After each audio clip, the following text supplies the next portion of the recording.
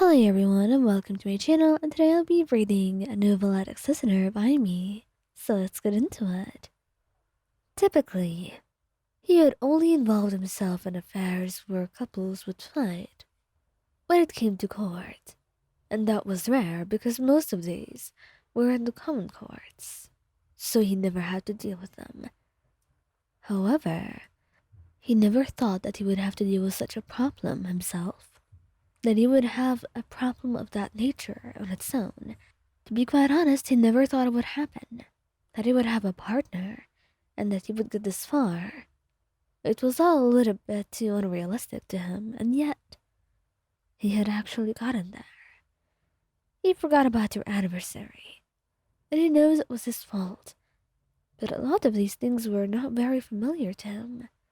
And amongst all of what he had to deal with, especially as Fontaine's so, well, kind of leader, it was a little bit too much. That he ended up completely forgetting about the anniversary, which was very rare for him considering he hardly ever forgets about anything, which only made you angrier. That he only forgot this out of all things. And he understands that. He truly does. And he does not blame you for your anger. He understands where you're coming from and why you're mad at him. But right now, as he stands, he has no clue on what to do at all. He feels confused and lost, and he just wants to make sure you're happy, and yet he's left with no way of doing so. So what can he do to make it up to you? Nothing in his mind comes up that feels a little bit valid, or just helpful to his cause. Which is how he ends up talking to some Millicines, trying to get some advice out of them, since he can't think of anything on his own, and he's hoping just for some help, as he does not know what to do at all.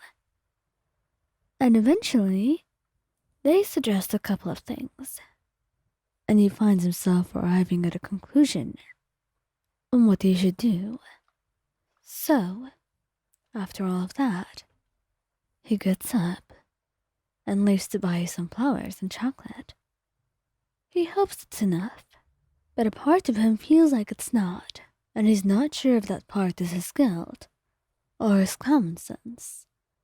Regardless, it's not like he actually just decides to do that alone. No, he sets another day to celebrate for the two of you. He doesn't want to let go of that celebration. He doesn't want to ignore you or your needs. He doesn't plan on doing that at all. He loves you, and all he really wants is for you to be happy. For you to feel like everything's fine, and that maybe he didn't forget about your anniversary for anything else. He just had a lot of things piling up, and it was not a choice that he consciously made anyway.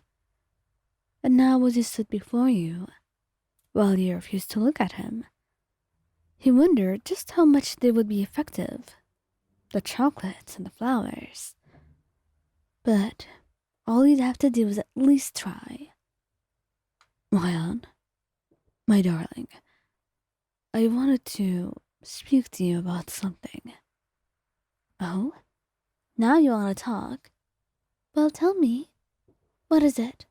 Oh, so busy, Monsieur Neuvillette. He sighs, and then hands you the flowers, holding out a box of chocolates. I got you these.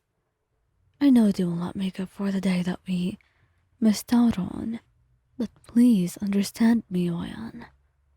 It was not something that I intended. I was just so busy, Oyan. I didn't want to forget about it. I had even prepared some things in advance. When it came to it, I could not remember. And to be quite honest, it's not something I'm used to. So I apologize. I may have misjudged and underestimated its importance to you. In the future, I'll make sure not to make such a mistake. But I ask of you to forgive me right now. he says, and the way he speaks so formally and so sincerely, you can't help the soft sigh that leaves you as you nod. I was just a little bit upset, but I'd never be really upset with you, Neuvillette. I know you don't mean it. You don't mean to annoy me or bother me, or make me upset in any way. But I was just sad. He nodded and wrapped his arms around you, holding you close to him. And I truly apologize. I never want to make you sad, my dear. So give me a chance to make it up to you, and I will try my best to do so. Please. And you have an idea, I assume? I do. I've thought of a couple of things. And I already have a couple of ideas. I just need some time to make sure that they're good. Then I suppose I could forgive you. It's the thought that counts. And looking at you now, you've certainly had a lot of thoughts. You say sweetly. You were really upset. But you couldn't really blame him either.